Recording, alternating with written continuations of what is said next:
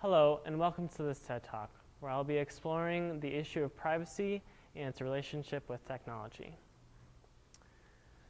Privacy is very important to us, as you all may well know, whether it's taking a private phone call with a friend or keeping something like our name private. So it's because it's so important to us that it's also a big problem for us. Here's the problem today. Data computing technologies have made it easier to violate our privacy.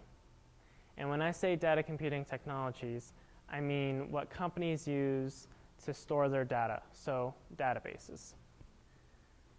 Companies use databases so that they can find and know every transaction that they've had with a customer in a matter of seconds. This has helped companies with their customer satisfaction and has helped customers with the ease and convenience. Companies went even further after this. They started using data centers. You can imagine a giant building holding even more data. Using this, they could share their information across all their branches of the company. And as a result, this information became a valuable commodity. Some companies even began to start selling this information to other companies. So the problem here is, what if these companies sold this information to other companies? As a result, your privacy would be at risk. Now, this may or may not be happening right now. It's much more of a possibility, but the possibility is quite frightening. For example, let's say Google knows where you've been in the past year. They know that you've been to every marijuana shop in the country, and they decide, okay, let's sell this information to their insurance company.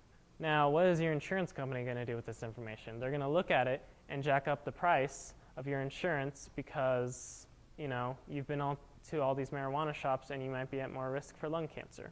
Now, there are no laws yet prohibiting companies from doing this, and we don't even know if they're doing it yet. But as I said, it's a frightening possibility. So, if this happened, would this be a violation of privacy? Some believe that this already has crossed the line, and some believe that it is just really convenient and they like it the way it is. This is why this issue of privacy is so complicated. I'm going to outline 3 solutions that I think will help partially solve this problem. The first one being privacy laws giving users control over their data. The second being clarifying the terms and conditions that companies use to make them much more understandable. And the third, making improvements in software design to aid in protecting privacy. The first solution that I talked about were privacy laws. The problem here is that users are not always aware of what happens to their data, and they don't know what companies are doing with their data, thus they don't have control over it. My solution is to make a law that gives users control over their data, much like how it's like their property. For example, if you want to take a picture down from Facebook, you should be able to do that. But right now, it would be sitting in their database even though you've removed it from Facebook. So with this law in effect, you could take it down and it would be gone forever. I think that this should also apply to our government as well, in that the government can't view your information without your consent unless they have a court order like what the police need to do to search your property. The second solution deals with terms and conditions. We've all seen these terms and conditions that companies use, and we all know that they're way too long to read, and we hardly read through them. That's exactly the problem. They're way too long, they're hard to read, and they contain complicated jargon that users can't understand. Thus, users don't know how their data will be used. For example, in Facebook's terms and conditions, they say that they can use and will use your data in research. I wonder how many of you actually knew that when creating an account at Facebook. Now, the solution I offer here is pretty simple. There needs to be a guideline for companies when creating these terms and conditions. Specifically, companies should highlight the specific parts of the terms and conditions that deal with how your data will be used. This way, users will be able to understand, oh, they can use my data for this reason, and they will have access to it.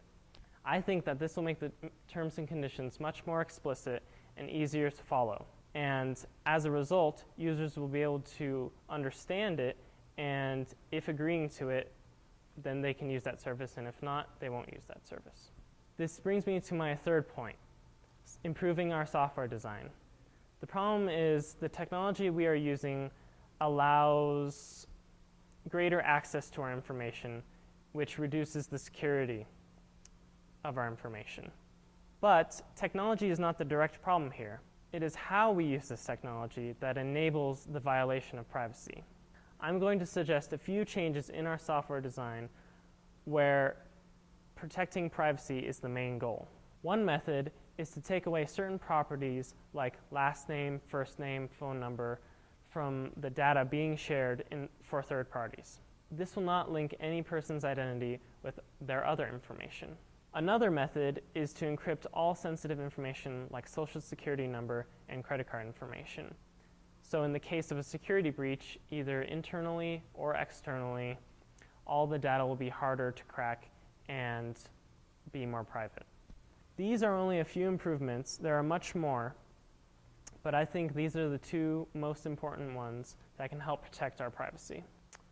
So, in conclusion, I've illustrated 3 partial solutions that I think will help protect our privacy. The first one, again, being creating laws determining property rights. The second being clarifying the terms and conditions that companies use so that users will understand and make informed choices as to use the service or not. And 3, improving our software design. Now, these 3 solutions may help privacy, but they do not fully solve the problem. Because we need to understand that privacy is a sensitive topic and it's very complicated. It's not easily solved and there's not one ultimate solution. Making solutions in one place may cause problems in another. As a result, you can't have everyone be happy. I think that these 3 solutions are a good start as to lead us into an era where privacy is much more secure for all of us. Thank you.